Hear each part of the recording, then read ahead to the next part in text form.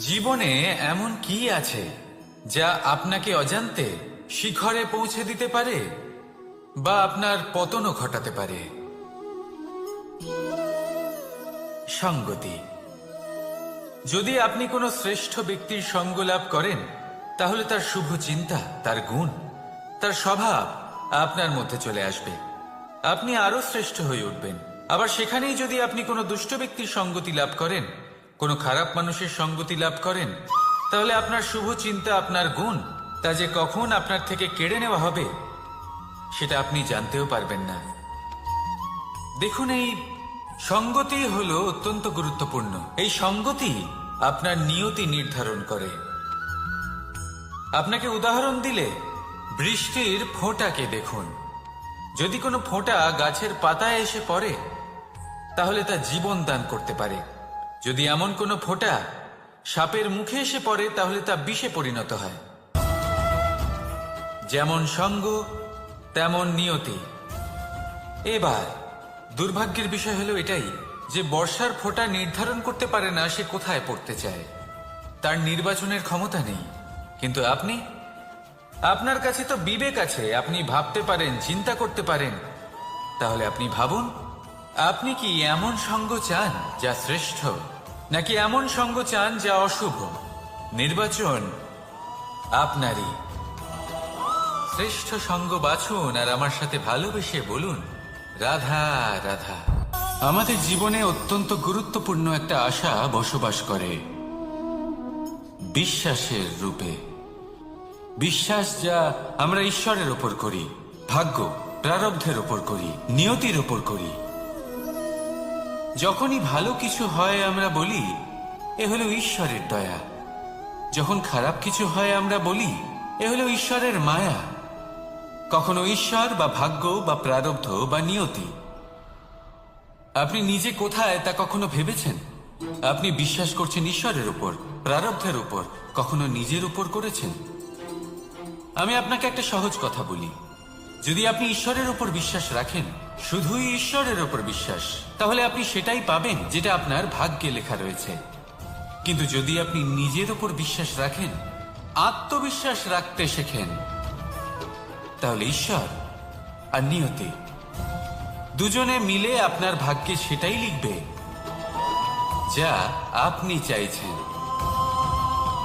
তাই মনে রাখবেন, সাফল্যের পথ হলো এই বিশ্বাস। নিজের আত্মবিশ্বাসকে ধরে রাখতে শিখুন। দেখবেন আত্মা প্রসন্নতায় ভরে উঠবে। তাহলে আসুন এই প্রসন্ন ভাব নিয়ে বলুন, রাধা রাধা।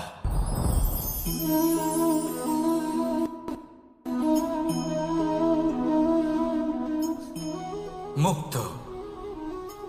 এই মুক্তই সবাইকে মোহিত করে দেয়, নিজের দিকে আকর্ষিত করে। অত্যন্ত সুন্দর, গোল, শুভ্র।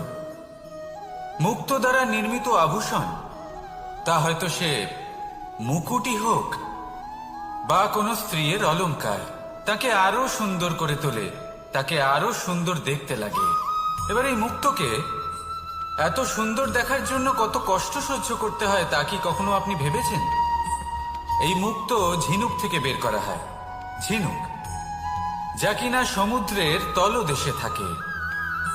ওকে কত কষ্ট সহ্য করতে হয়, জলের চাপ সহ্য করতে হয়, সমুদ্রের স্রোত সহ্য করতে হয়। এই ঝিনুককে এত কষ্ট সহ্য করতে হয়, এই মুক্তকে এত কষ্ট সহ্য করতে হয়, তারপরে এর রূপ এত সুন্দর হয়। যদি আপনিও আপনার পরিশ্রমের সৌন্দর্য, নিজের পরাক্রমের সৌন্দর্য এই সংসারে প্রকাশিত করতে চান, তাহলে আপনাকেও কষ্ট সহ্য করতেই হবে। তাই জীবনে যখনই সংকট আসবে, বিপদ আসবে, সমস্যা আসবে, তখন একে সুযোগ হিসেবে গ্রহণ করুন।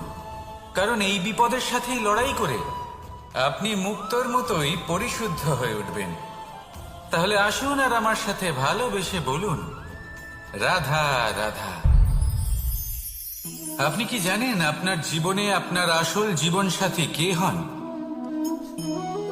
মাতা পিতা, ভাই বোন, স্বামী স্ত্রী? না, আপনার আসল জীবন সাথী হলো আপনার শরীর। সেই শরীর যার দিকে আপনি কখনো নজরই দেন না, ঠিক কি না? এবার যে মানুষ এই রহস্য বুঝতে পারেন তার জীবন এমনি শুভ হয়ে যায়।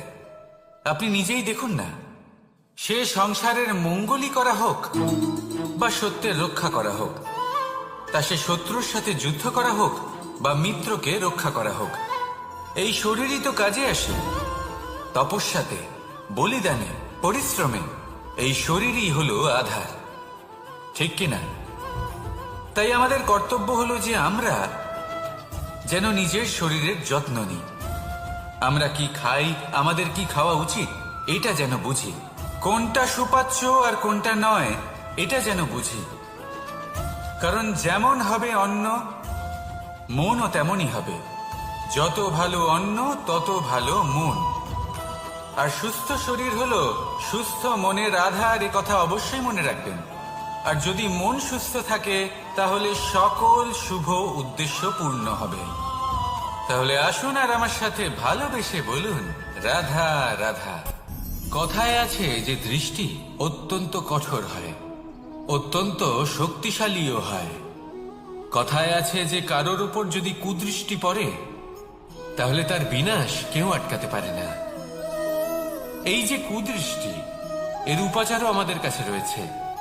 যখন আমরা বাড়ি নির্মাণ করি তখন একটা কালো মুখোশ লাগাই, যাকে রক্ষা কবচ মনে করা হয় কুদৃষ্টি থেকে বাঁচার জন্য।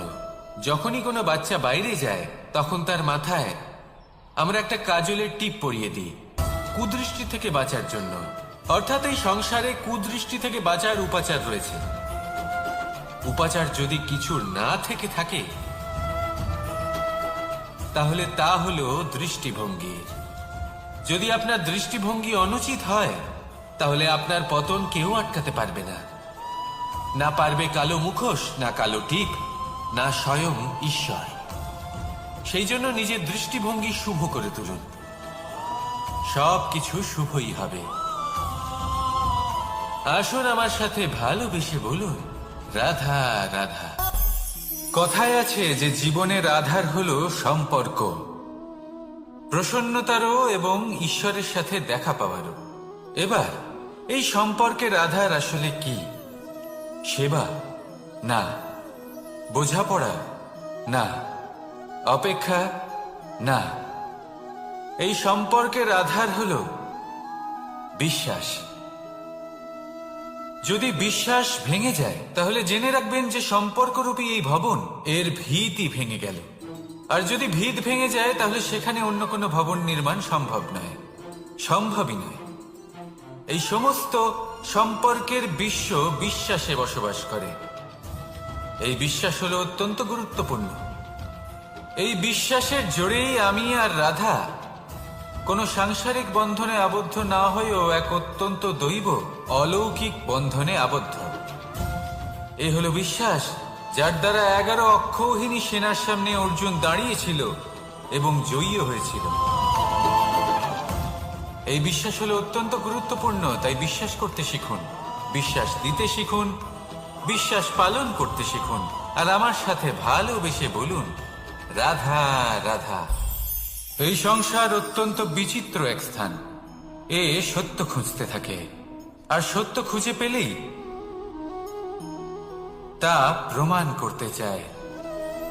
সে চায় তার প্রমাণ পেতে, সাক্ষী পেতে চায়। সেক্ষেত্রে আমাকে বলুন যে সত্য কি করতে পারে? সেই ব্যক্তি যে সত্যকে ধরে আছে সে কি করবে? কিছুই নয়, কিছু করার প্রয়োজনই নেই, শুধু তাতে টিকে থাকতে হবে। সেই হিমালয়ের মতো যা আজ পর্যন্ত টিকে রয়েছে। যদি আপনি সত্যবাদী হন তাহলে আপনার কিচ্ছু প্রমাণ করার কোনো প্রয়োজন নেই। যদি প্রয়োজন থাকে তাহলে সত্যের সাথে টিকে থাকার। এই সময় নিজে সাক্ষী হবে, নিজে প্রমাণ দেবে। এই নিয়তি স্বয়ং প্রমাণিত করবে যে আপনি সত্যবাদী ছিলেন, আপনি সত্যের পথে ছিলেন। তাহলে আসুন আর আমার সাথে ভালোবেসে বলুন, রাধা রাধা। ঈশ্বর আমাদের হাত প্রদান করেছেন। হাত যা জড়ো করা হয় প্রণাম করার জন্য, ঊর্ধ্বগামী হয় প্রার্থনার জন্য। এই হাত যার দ্বারা আমরা খাবার খাই, ফসল উৎপাদন করি। কিন্তু এই হাতের দ্বারা সব থেকে শ্রেষ্ঠ কাজ কি হতে পারে? সেবা। আগে হ্যাঁ, সেই হাত যা সামনে এগিয়ে আসে সেবা করার জন্য, যে সেবা করে তাদের যারা দুঃখে থাকেন, নিরাশ হয়ে থাকেন, যারা সেবা করেন তাদের যারা কিনা দরিদ্র, সেই হাত হলো সব থেকে অধিক মহান। ঈশ্বরকে দীনবন্ধু বলা হয়ে থাকে, কারণ যারা দুঃখী হন, নিরাশ হন, দরিদ্র হন, ঈশ্বর তাদের সাহায্য করেন, তাদের সহায়ক হন, তাদের মধ্যে ঈশ্বর বাস করেন। তাই আপনারা যদি এটাই করেন, যারা দুঃখে আছেন, নিরাশ হয়ে আছেন, যাদের সাহায্যের প্রয়োজন রয়েছে, যদি আপনি তাদের সাহায্য করেন, তাহলে আপনি এমন এক চৈতন্য লাভ করবেন যে আপনি তৃপ্ত হয়ে উঠবেন। তাহলে সবার সেবা করুন আর আমার সাথে ভালোবেসে বলুন, রাধা রাধা। ভয়। জীবনে আমরা কোন কোন বিষয়ে ভয় পাই? কোনো মানুষকে হারানোর ভয়, কোনো মানুষ, কোনো সম্পর্ককে হারানোর ভয়, অর্থহানির ভয়, সময়হানির ভয়। এবার বিষয়টা হলো, এই ভয় কখনো আমাদের কোনো লাভ করে না। এটা সবসময় আমাদের পিছনে ঠেলে আর নিচু স্তরে নামিয়ে দেয়, কখনোই আমাদের উত্থানের কারণ হয় না। তাই জীবনে যদি কোনো ভয়ের কারণ থাকতেই হয়, তা শুধুই এটা যে মানুষের কথা ভাবতে ভাবতে, সম্পর্কগুলিকে হারানোর ভয়, মানুষকে হারানোর ভয়, সবার মন রাখতে রাখতে আপনি যেন নিজেকে, নিজের ভাবনা চিন্তাকে না হারিয়ে ফেলেন। যদি এরকম হয়, যদি সকলের মন রাখতে রাখতে আপনি নিজেই নিজেকে হারিয়ে ফেলেন, নিজের ভাবনা, নিজের লক্ষ্য, নিজের মন্তব্যকে হারিয়ে ফেলেন, তাহলে সংসারে যতই যাই হয়ে যাক না কেন, প্রসন্নতা লাভ করবেন না। তাই রক্ষা তাকেই করুন যে আপনাকে রক্ষা করে, আপনার মানসিকতা, আপনার ব্যক্তিত্ব, আপনার লক্ষ্যকে রক্ষা করে। আর যদি কোনো বিষয় ভীত হতে হয়, তবে আপনি যেন নিজের উদ্দেশ্যের থেকে দূরে না চলে যান। তাহলে আসুন আর আমার সাথে ভালোবেসে বলুন, রাধা রাধা। সময় একটু একটু করে কেটে যায়, একটু একটু করে নিকটে আসে। খুব অদ্ভুত ব্যাপার। এই সময় প্রতিকূল হলেও একটু একটু করে কেটে যায়। এই সময় যদি ভালো হয়, তাহলে একটু একটু করে নিকটে আসে। অনুচিত তখনই হয় যখন আমরা নিজেদের অসফলতার জন্য সময়কে দোষ দিই, কিন্তু আসলে তেমনটা হয় না। আপনার পরিশ্রম আর প্রয়াস দ্বারাই আপনি সাফল্য লাভ করবেন, সময়ের দ্বারা নয়। যদি এই সাফল্য একটা সুন্দর ভবন হয়, তাহলে সময় হলো তার দেওয়ালের রং, যা সময়ের সাথে বদলাবে, সময়ের সাথে ফিকেও হয়ে যাবে। কিন্তু সাফল্যের এই ভবন আপনাকেই নির্মাণ করতে হবে, আপনার পরিশ্রমের ইট দ্বারা এবং প্রয়াসের চুনসুরকি দ্বারা। তাই পরিশ্রম আর প্রয়াস করতে থাকুন, সাফল্য আপনি অবশ্যই পাবেন। সময় যদি আজ ভালো না হয়, তাহলে কাল অবশ্যই হবে। প্রয়াস করতে থাকুন আর আমার সাথে ভালোবেসে বলুন, রাধা রাধা। এ হলো গোলাপ ফুল। একে আমরা সকলেই চিনি। সমগ্র সংসার ভালোবাসে এই পুষ্পকে। এই ফুল দেখতেও সুন্দর। সব থেকে বেশি গুরুত্বপূর্ণ কথা হলো এর সুগন্ধ, যা দূর দূরান্ত থেকে ব্যক্তিদেরকে আকৃষ্ট করে। এই সুন্দর পুষ্প একটু মন দিয়ে দেখলেই দেখা যায় এর নিচে কাঁটা রয়েছে। এই সংসার বলে, এ প্রকৃতির কেমন রচনা, এত কোমল পুষ্প, এটা কি তীক্ষ্ণ কাঁটা সহ প্রস্ফুটিত হয়? এটাই হলো জীবনের সত্য। আমাদের অন্তরের সদ্গুণ, সেগুলিও এই ফুলের মতোই সুন্দর। সংসারের সৌন্দর্য দেখতে পায়, এর সুগন্ধ চতুর্দিকে ছড়িয়ে পড়ে। কিন্তু এই সদ্গুণ জাগ্রত করে তোলার জন্য কঠোর পরিশ্রম করতে হয়, প্রতিনিয়ত চেষ্টা করে যেতে হয়। তাই জন্য যদি আপনি জানেন আপনার পথ উচিত, কিন্তু তা কাঁটায় পরিপূর্ণ, তাহলে থামবেন না, চলতে থাকুন। একবার যদি অন্তরের সদ্গুণ জাগ্রত হয়, তাহলে এই সংসার এই সৌন্দর্য দেখবে আর সুগন্ধে আকর্ষিত হয়ে আপনার কাছে আসবে। এই মন, এই জীবন প্রসন্ন হয়ে বলবে, রাধা রাধা।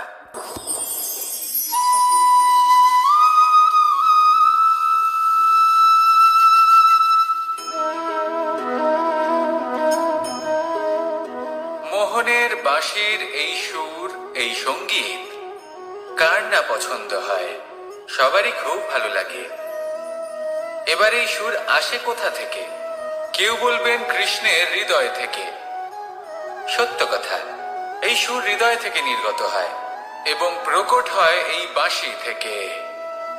এই বাঁশিটাকে দেখুন, এই ছিদ্রগুলি দেখুন। প্রত্যেকটা সুর থেকে নিজস্ব একটা স্বর নির্গত হয়। এবার যে ব্যক্তি এই সমস্ত সুর এবং স্বর বুঝতে পারেন, এতে নিপুণ, তিনি এই বাঁশির দ্বারা যে সুর নির্গত করবেন তা তো মধুর অবশ্যই হবে। এবার জীবনের সাথেও কিছুটা এরকমই ঘটে। জীবনের কিছু নীতি থাকে, অর্থ, কুটুম্ব এবং আধ্যাত্মিক। যদি জীবনের প্রত্যেকটা মুহূর্ত সুখময় হয় এরকম আপনি চান, তাহলে এই তিনটি নীতিতে আপনাকে নিপুণ হতে হবে। কোনো একটি বিশেষ নীতির প্রতি যদি আপনি বেশি ঝুঁকে পড়েন, তাহলে বাকি দুই নীতি থেকে যা সুখ লাভ করা সম্ভব তা পারবেন না। ধন অর্জন করতে হবে পরিবারের জন্য, পরিবারের সুখ মনের শান্তির জন্য, মনে শান্তির প্রয়োজন মনের শুদ্ধতার জন্য। যখন এই মন শুদ্ধ হবে, জীবন শুদ্ধ হবে, পবিত্র হবে, সুন্দর হবে এবং ভালোবেসে বলবে, রাধা রাধা। যত শক্তিশালী এই মন, তত শক্তিশালী এই শরীরও। এই যে আমাদের শরীর, এটা আসলে কি? এ হলো একটা রথের মতো। আর একটা রথ ততক্ষণ চলতে পারবে না যতক্ষণ না তাকে কোনো সারথি চালাবে। এই মন হলো শরীরের সারথি। এবার ভাবুন, যদি এই সারথি শক্তিহীন হয়, দুর্বল হয়, তাহলে এই রথের কি হবে? এটা উচিত পথে চলতে পারবে না, উচিত গতিতে চলতে পারবে না, মন মতো স্থানে এটা পৌঁছতেও পারবে না। সেই জন্য মনের শক্তি অত্যন্ত প্রয়োজনীয়। এবার মনের শক্তি আমরা কোথা থেকে লাভ করি? দৃঢ়তার শক্তি থেকে। এবার এই শক্তি আমরা কিভাবে বাড়াতে পারি? আমরা প্রতিদিন কিছু নতুন স্থির করি, কিছু ছোট কিছু বড়। আর যেই আমরা নতুন কিছু পূর্ণ করি, আমাদের মনের শক্তি বেড়ে যায়। আর যদি পূর্ণ না করতে পারি, মনের শক্তি কমে যায়। একটা দেওয়ালের মতো ছোট ছোট ছোট ছোট শিলা আমরা একটার পর একটা স্থাপন করে একটা দেওয়াল তৈরি করি। এতগুলো পাথর যখন একত্রিত হয়ে যায়, তখন এমন এক দেওয়াল তৈরি হয় যাকে ভাঙা প্রায় অসম্ভব হয়ে দাঁড়ায়। সেরকমই হয় মন এবং দৃঢ়তা। ছোট ছোট কাজ করে নিজের লক্ষ্য পূর্ণ করুন। এই লক্ষ্য যদি পূর্ণ হয়, তবে মনের শক্তি বাড়বে। কিছুটা এইভাবে যে যত বড়ই বিপদ আসুক না কেন, সেই বিপদ নিজে হার মেনে নেবে, কিন্তু আপনার মন ততটাই শক্তিশালী থাকবে। তাই মনের শক্তি বাড়াতে থাকুন, যাতে আপনি উচিত পথে চলতে পারেন, উচিত গতিতে চলেন আর মনোবাঞ্ছিত স্থানে পৌঁছতে পারেন। তবেই এই মন প্রসন্ন হয়ে বলবে, রাধা রাধা। ওমাই কি, আমি কখন থেকে এখানে অপেক্ষা করছি, হাত পেতে দাঁড়িয়ে রয়েছি যাতে একটা ফল আমার হাতে এসে পড়ে এবং সেটা আমি খেতে পারি। কখন থেকে অপেক্ষা করছি, কিন্তু সেটা হচ্ছেই না। এবার আপনি বলবেন যে এসব কি বলছি, এ কি অদ্ভুত কথা বলছি। যদি ফল খেতে হয় তাহলে আমাকে বৃক্ষে চড়তে হবে, ফলের কাছে পৌঁছতে হবে, তবেই তো ফল পাবো। এবারে এটা অত্যন্ত সহজ ব্যাপার, কিন্তু এই বিষয়টা আপনি নিজের জীবনের প্রসঙ্গে ভেবে দেখুন। লক্ষ্য কোথায় আছে আপনি জানেন, সেই লক্ষ্যে পৌঁছানোর পথ কি সেটাও আপনি জানেন, সেই পথে চলার ক্ষমতাও আপনার রয়েছে, কিন্তু তাও আপনি নিজের লক্ষ্য লাভ করতে পারছেন না। কেন? কারণ আপনি অপেক্ষা করছেন যে লক্ষ্য আপনার সামনে চলে আসবে, কিন্তু তা হয় না। লক্ষ্য সে যাই হোক না কেন, ধন হোক, প্রেম হোক, কোনো সম্মান হোক বা মোক্ষ হোক, যদি আপনি তার দিকে অগ্রসর না হন, তাহলে ফল প্রাপ্তি অসম্ভব ব্যাপার। তা কোনোদিনই হবে না। সেই জন্য আপনার চোখের সামনে আপনি যদি নিজের লক্ষ্যকে দেখতে পান, তাহলে উঠুন এবং সেই দিকে অগ্রসর হতে শুরু করুন। নিজের অন্তরের সকল অশুভ গুণ দূর করুন, অলসতা ত্যাগ করুন, অজ্ঞানতা ত্যাগ করে দিন এবং চলতে থাকুন। অবশ্যই মনোবাঞ্ছিত ফল লাভ করতে পারবেন। মনে রাখবেন, চলতে থাকলে তবেই লক্ষ্য প্রাপ্তি হবে। অপেক্ষার দ্বারা শুধুমাত্র মৃত্যু লাভ হবে। আসুন আমার সাথে ভালোবেসে বলুন, রাধা রাধা। প্রত্যেক প্রাণী ভালোভাবে জীবন যাপন করতে চান, এটা তাদের স্বভাবে আছে এবং ভাবাটা অনুচিত নয়। কিন্তু একটা ভালো জীবনের গুরুত্বপূর্ণ অংশ কোনটা? বসবাসের স্থান, সেই স্থান যেখানে আমরা জীবন অতিবাহিত করি। এবার মানুষ ভাবতে পারেন যে একটা ভালো বাসস্থানের অর্থ কি? সেই স্থান যেখানে সহজে জল পাওয়া যায়, যেখানে শুদ্ধ বায়ু পাওয়া যায়, যেখানে আনাজ উৎপন্ন হয়। এটা জীবনযাপনের জন্য পর্যাপ্ত বটে, কিন্তু ভালো জীবন যাপনের জন্য আরো একটা কথা আপনাকে বুঝতে হবে। সাধু, জ্ঞানী, পণ্ডিত ব্যক্তি, এই সকল মহাপুরুষ, এনাদের যে বাসস্থান তা অত্যন্ত বিশেষ হয়। এখানে এক ধরনের বিশেষ ইতিবাচক শক্তি থাকে, এমন একটা স্থান যেখানে দেবতারাও বিচরণ করেন। জীবন আমরা সবাই যাপন করি, কিন্তু জীবনের উদ্দেশ্য শুধুমাত্র জীবন যাপন করা নয়। জীবনের উদ্দেশ্য হল মুক্তি লাভ করা। আর এই সকল সাধু, জ্ঞানী, পণ্ডিত ব্যক্তি, এই সকল মহাপুরুষ আপনাকে মুক্তির পথে নিয়ে যেতে পারেন। কারণ এরা হলেন সেই মহাপুরুষ যারা নিজেদের অন্তরের বিকার, অহংকার, ক্রোধ, বিদ্বেষ, এই সকল দোষগুলিকে ত্যাগ করেছেন, এদের উপর বিজয় লাভ করেছেন। এমনই একজন ব্যক্তি আপনাকে মুক্তির পথে নিয়ে যেতে পারে। প্রয়োজন হলো শুধুই এনাদের চিনতে পারা, এদের কথা বুঝতে পারা এবং এদের দেখানো পথে চলা। যদি আপনি এটা করতে পারেন, তাহলে এই মন প্রফুল্ল হয়ে বলবে, রাধা রাধা। কখনো কোনো বাগানের কোনো বৃক্ষকে দেখেছেন যেখানে সুগন্ধি ফুল থাকে, রসালো ফল থাকে? তখন মন প্রফুল্ল হয়ে ওঠে, মন থেকে সেই বৃক্ষের প্রতি ভালোবাসা জন্মায়। কিন্তু যিনি বাগানের মালিক, শুধুমাত্র তিনিই জানেন যে কিভাবে এই বৃক্ষকে আগলে রাখতে হয়, কিভাবে তার পরিচর্যা করলে এতে সুন্দর সুগন্ধি ফুল হবে, রসালো ফল হবে। কখনো কখনো প্রয়োজনের থেকে বেশি রোদ পেলে এই বৃক্ষগুলি শুকিয়ে যায়, প্রয়োজনের থেকে কম রোদ পেলেও এই বৃক্ষ কিন্তু শুকিয়ে যায়। প্রয়োজনের থেকে কম জল যদি পায়, এই বৃক্ষ শুকিয়ে যেতে পারে। প্রয়োজনের থেকে অতিরিক্ত জল যদি পায়, তখনও এই বৃক্ষের শিকড়গুলি নষ্ট হয়ে যেতে পারে। এবার এটাই কিন্তু আমাদের সংসারের সাথেও হয়। আমাদের সংসারের সকল প্রতিভাশালী ব্যক্তি, যেমন লেখক, বিচারক, প্রবক্তা, যোদ্ধা, এদের সবার ক্ষেত্রে এই কথাটাই প্রযোজ্য। যদি বেশি প্রশংসা করা হয়, তাহলেও এরা হারিয়ে যাবেন। প্রয়োজনের থেকে বেশি যদি নিন্দা করা হয়, তখনও তারা নত হয়ে পড়বেন।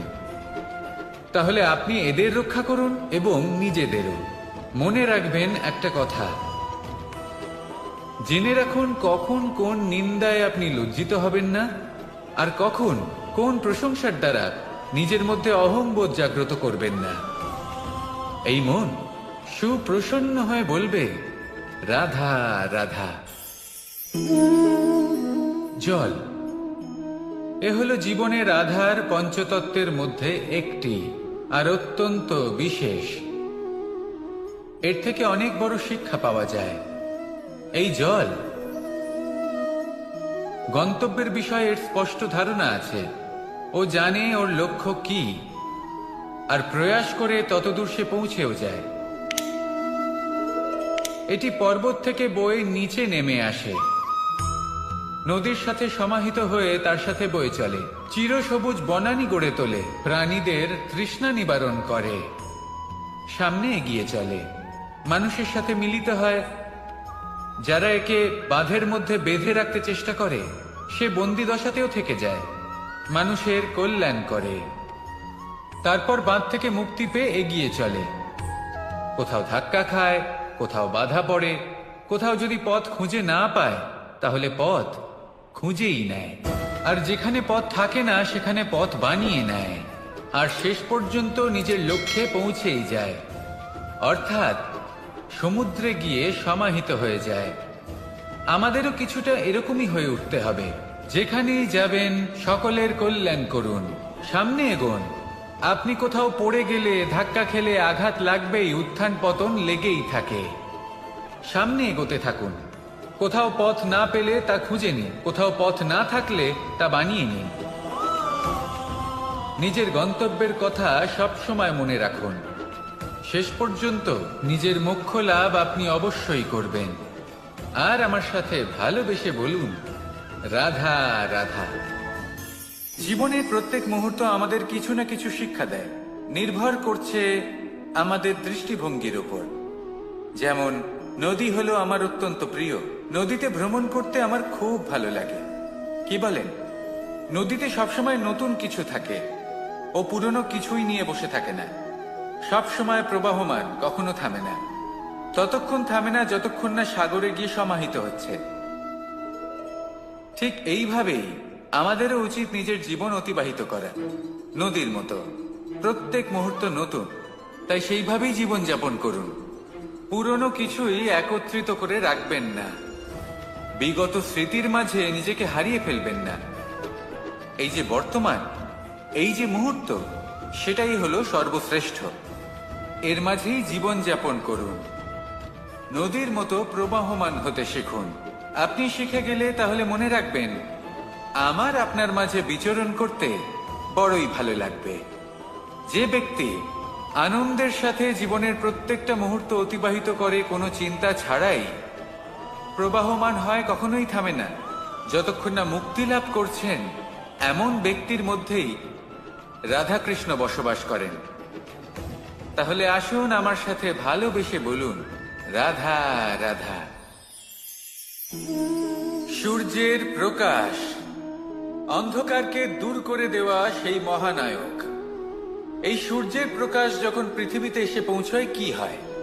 এই পৃথিবী জেগে ওঠে, প্রত্যেক প্রাণী জেগে ওঠে, মানুষ জেগে ওঠে, নিজের কর্ম করেন, জীবন যাপন করেন। এই ঘুমের মৃতপ্রায় স্থিতি কাটিয়ে উঠে জীবন যাপন করতে শেখেন। এটাই হলো প্রভাব সূর্যের প্রকাশের। এবার এই প্রকাশ যে সূর্যের থেকে পাই, তিনি কি করেন? তিনি নিজেকে জ্বালান আমাদের জীবন প্রদান করার জন্য। প্রত্যেকটা মুহূর্ত তিনি তাপ সহ্য করেন, আমরা যাতে সেই প্রকাশ লাভ করি। এটাই হলো জীবনের সারমর্ম। যদি আপনিও এই সংসারে প্রকাশ ছড়িয়ে দিতে চান, তাহলে আপনাকেও তপ্ত হতে হবে, নিজে জ্বলতে হবে, সেই কর্ম করতে হবে যেটা কঠিন হতে পারে কিন্তু আসলে শ্রেষ্ঠ। তবেই এই সংসারের সেবা করতে পারবেন, সংসারকে পথ দেখাতে পারবেন। নিজের অন্তরের প্রকাশ জাগ্রত করুন, তবেই সেই সকল ব্যক্তি যারা পাপের অন্ধকারে নিমজ্জিত হয়ে আছেন, তারা জাগ্রত হবেন। সেই সকল ব্যক্তিকে জাগিয়ে তুলুন, প্রেরিত করে তুলুন সুখী হওয়ার জন্য, যারা সুখী হতে পারছেন না। সেই সকলকে প্রেরিত করুন সাফল্য লাভের, যারা সফল হতে পারছেন না। নিজের অন্তরের সূর্যকে জাগ্রত করুন, চারিদিকে শুধু প্রকাশই প্রকাশ হবে, জীবনই জীবন থাকবে, আনন্দই আনন্দ থাকবে, আর এই মন বারবার প্রসন্ন চিত্তে বলে উঠবে, রাধা রাধা। আজ আমরা দুই ধরনের ব্যক্তির বিষয়ে কথা বলবো। প্রথম জন হলেন যে প্রয়োজনের থেকে অনেক বেশি পরিমাণ ধন উপার্জন করে থাকেন। তার কাছে ততটা ধন থাকে যতটা তার প্রয়োজনও নেই, তারপরেও আরো ধন উপার্জন করতে চেষ্টা করতে থাকেন। সকল সম্ভব চেষ্টা করেন, সকল সম্ভব কর্ম করেন, তা সে উচিত কর্ম হোক বা অনুচিত, তাতে তাদের কিছুই যায় আসে না। তারা শুধুই এই সংসারের সকল সুখ ভোগ করতে চান, সকল স্বাচ্ছন্দ্য লাভ করতে চান। আজীবন তারা প্রচেষ্টাই করতে থাকেন। এবার এই করতে গিয়ে তারা ভারাক্রান্ত হয়ে সমস্যার সম্মুখীন হন। এনাদের সমগ্র জীবন এই চেষ্টাতেই চলে যায়, জীবন যাপন করার বদলে। অন্যদিকে আরেকজন ব্যক্তি, যিনি জানেন তার প্রয়োজন কতটুকু, আর শুধুমাত্র সেই পরিমাণ ধন অর্জন করেন, তার থেকে বেশি একটুও নয়। উনি যদি দুবেলা খেতে পান, মাথা গোজার ঠাঁই পেয়ে যান, সেটাই পর্যাপ্ত। তাতেই তিনি আনন্দে জীবন যাপন করেন, না কোনো বৃথা চিন্তা করেন, না কোনো বৃথা কষ্ট করেন। এবার আমি আপনাদের জিজ্ঞেস করব, এই দুই ব্যক্তির মধ্যে আপনি কোন ব্যক্তি হতে চাইবেন? বেশিরভাগ মানুষ এটাই বলবেন যে আমরা সেই দ্বিতীয় মানুষ হতে চাই যারা সন্তুষ্ট। কিন্তু যদি মন দিয়ে দেখেন, আপনিও সেই কর্মই করছেন যা প্রথম ব্যক্তি করেন। আপনারা সবসময় চেষ্টা করে চলেছেন, এটাও লাভ করতে হবে, ওটাও লাভ করতে হবে, আমার এটারও প্রয়োজন, ওটারও প্রয়োজন। আপনি অনেক কিছু লাভ করেছেন, কিন্তু প্রশ্ন এটাই যে আপনার কি সেই সবকিছুর প্রয়োজন রয়েছে?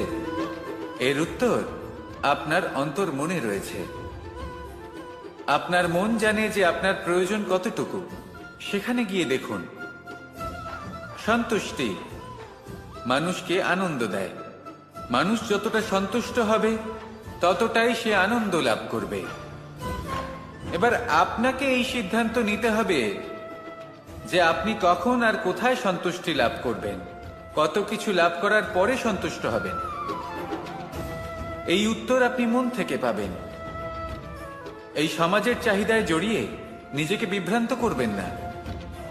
নিজের অন্তরের এই মিথ্যে অহংবোধকে প্রশ্রয় দিতে গিয়ে যদি আপনি এরকম প্রয়াস করতে থাকেন, তাহলে জীবনযাপন কখন করবেন? থেমে যান, শান্ত হয়ে যান, নিজের অন্তর মনে নিমজ্জিত হয়ে দেখুন যে সন্তুষ্টি কোথায়। এই সন্তুষ্টি লাভ করুন। এই মন প্রসন্ন হয়ে বলবে, রাধা রাধা। ক্ষমা একটা অত্যন্ত সুন্দর শব্দ, আমার খুব প্রিয় শব্দ, কিন্তু এই ক্ষমা কখন আর কিভাবে প্রয়োগ করতে হবে সেটা বোঝা প্রয়োজনীয়। এক, যদি আপনি কোনো অন্যায় করেন আর ক্ষমা না চান, ক্ষমা প্রার্থনা না করেন, ক্ষমা চাওয়া থেকে এড়িয়ে যান, তাহলে তাতে আপনারই ক্ষতি হবে। কিভাবে? ক্ষমা না চাইলে মনের মধ্যে অহংকার জাগ্রত হয়, আর অহংকার তো প্রকৃত অর্থে আমাদের ক্ষতিই করে। দুই, কেউ যদি অপরাধ করেন, আপনার থেকে ক্ষমা না চান, তাহলে তাকে ক্ষমা করবেন না। ক্ষমা হলো অত্যন্ত অমূল্য, আর না চাইতেই কাউকে ক্ষমা দান করা এটা উচিত নয়। তিন, যদি কেউ আপনার সাথে অনুচিত কিছু করেন, অপরাধ করেন, আর আপনার থেকে ক্ষমা চান, তাহলে তাকে ক্ষমা করে দিন। তাতে আপনার অন্তরের করুণাবোধ জাগ্রত হবে, প্রেম জাগ্রত হবে, আর তা আপনার জন্য শুভ হবে। চার, যদি আপনি নিজে কোনো অপরাধ করেন, তাহলে অবশ্যই ক্ষমা চাইবেন। তাতে আপনারই লাভ হবে। কিভাবে? সামনের ব্যক্তি আপনাকে ক্ষমা করুক বা না করুক, আপনার অন্তরের অহংকার ক্ষীণ হবে, আর এই মন আরো নির্মল হয়ে উঠবে। এই ক্ষমা অত্যন্ত অমূল্য। ভেবেচিন্তে একে ব্যবহার করুন, আর আমার সাথে ভালোবেসে বলুন, রাধা রাধা।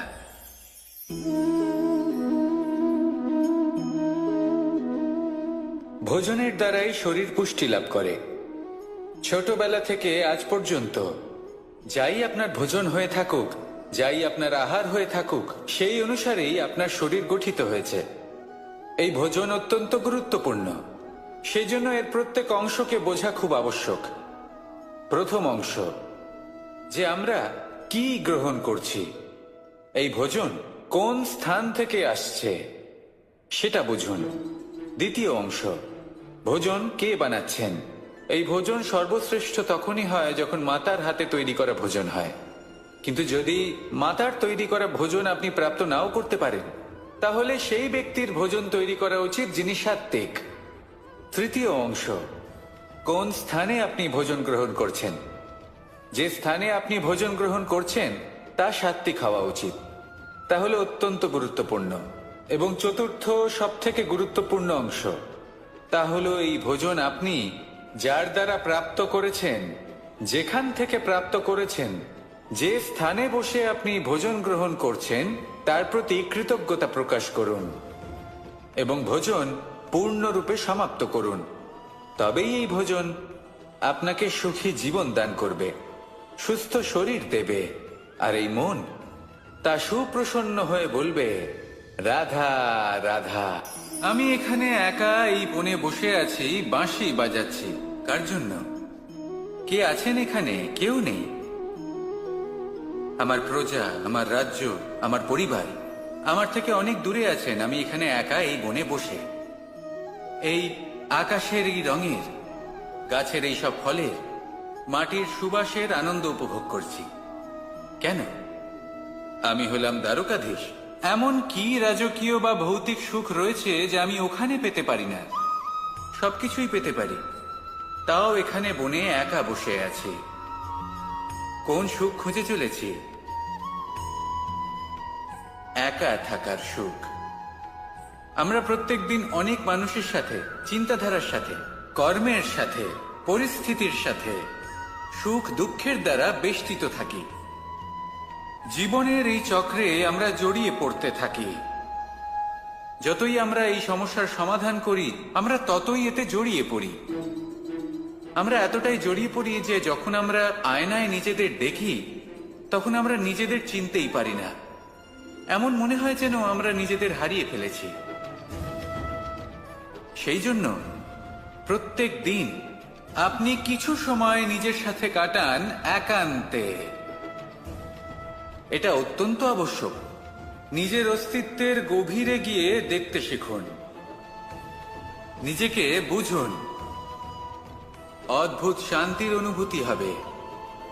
যেমন এই বায়ু, এই বৃক্ষ, এই পুষ্প, এই নিসর্গ, এদের মতো আপনিও কখনো একলা হতে শিখুন। কখনো নিসর্গের একটা অংশ হয়ে দেখুন। এই মন প্রসন্ন হয়ে বলবে, রাধা রাধা। বাহ! পুষ্পের সুবাস আমার খুব ভালো লাগে। অত্যন্ত সুন্দর হয় এই পুষ্প। এইভাবে চারিদিকে পুষ্প দেখে মন আনন্দিত হয়ে ওঠে। এবার আপনারা ভেবে দেখুন, আমার চারিদিকে পুষ্প নয়, আগুন আছে। তাহলে কি হবে? আমার শরীর কি জ্বলে যাবে না? অবশ্যই জ্বলবে। শরীরকে কি আগুনের তাপ সহ্য করতে হবে না? অবশ্যই সহ্য করতে হবে। এটাই হলো প্রকৃতির নিয়ম। এই নিয়ম কিন্তু আমরা সবাই জানি, কিন্তু আমাদের মধ্যে বেশিরভাগ মানুষ এই বিভ্রান্তি নিয়ে বাঁচি যে এই যে প্রকৃতির নিয়ম, তা আমার ওপর প্রযোজ্য নয়। তা কিন্তু নয়। আমাদের চতুর্দিকে এই যে নিসর্গ রয়েছে, আমরা তার কতটা ক্ষতি করি সেটা একবার ভেবে দেখুন। আমরা বনাঞ্চল জ্বালিয়ে দিই, বায়ু দূষিত করি, জল দূষিত করি, প্রাণীদের হত্যা আমরা করি। কেন? এই নিসর্গ আমরা নষ্ট করি, যদিও আমরা জানি যে আমরাও হলাম এই নিসর্গেরই অংশ। এবার দেখুন, শরীরের কোনো অংশে যদি আগুন ধরান, আস্তে আস্তে সমস্ত শরীরও জ্বলে যাবে। সেইভাবেই নিসর্গ যদি নষ্ট হয়ে যায়, তাহলে মনুষ্য জাতিও নষ্ট হয়ে যাবে। তাই এই যে নিসর্গ আপনি দেখছেন, এই পুষ্প, এই বৃক্ষ, বায়ু, জল, এদের সকলকে রক্ষা করুন, নষ্ট নয়। মনে রাখবেন, যদি নিসর্গ থাকে মানুষ থাকবে, যদি নিসর্গ থাকে তাহলেই জীবন থাকবে। আসুন আমার সাথে ভালোবেসে বলুন, রাধা রাধা। এ হলো গোলাপ ফুল। একে আমরা সকলেই চিনি। সমগ্র সংসার ভালোবাসে এই পুষ্পকে। এই ফুল দেখতেও সুন্দর। সবথেকে বেশি গুরুত্বপূর্ণ কথা হলো এর সুগন্ধ, যা দূর দূরান্ত থেকে ব্যক্তিদেরকে আকৃষ্ট করে। এই সুন্দর পুষ্প একটু মন দিয়ে দেখলেই দেখা যায় এর নিচে কাঁটা রয়েছে। এই সংসার বলে, এ প্রকৃতির কেমন রচনা, এত কোমল পুষ্প, এটা কি তীক্ষ্ণ কাঁটা সহ প্রস্ফুটিত হয়? এটাই হলো জীবনের সত্য। আমাদের অন্তরের সদ্গুণ, সেগুলিও এই ফুলের মতোই সুন্দর। সংসার এর সৌন্দর্য দেখতে পায়, এর সুগন্ধ চতুর্দিকে ছড়িয়ে পড়ে। কিন্তু এই সদ্গুণ জাগ্রত করে তোলার জন্য কঠোর পরিশ্রম করতে হয়, প্রতিনিয়ত চেষ্টা করে যেতে হয়। তাই জন্য যদি আপনি জানেন আপনার পথ উচিত, কিন্তু তা কাঁটায় পরিপূর্ণ, তাহলে থামবেন না, চলতে থাকুন। একবার যদি অন্তরের সদ্গুণ জাগ্রত হয়, তাহলে এই সংসার এই সৌন্দর্য দেখবে আর সুগন্ধে আকর্ষিত হয়ে আপনার কাছে আসবে। এই মন, এই জীবন প্রসন্ন হয়ে বলবে, রাধা রাধা।